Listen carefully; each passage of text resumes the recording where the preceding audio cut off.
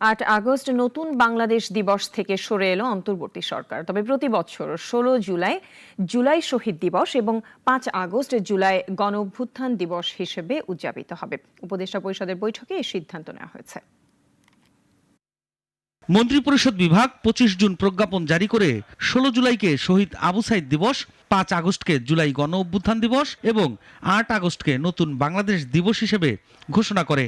তবে এই ঘোষণার সঙ্গে সঙ্গে নানা রাজনৈতিক দল, নাগরিক সমাজ এবং তরুণ আন্দোলনের নেতারা 8 আগস্টকে নতুন বাংলাদেশের সূচনার দিন হিসেবে মানতে অস্বীকৃতি জানান।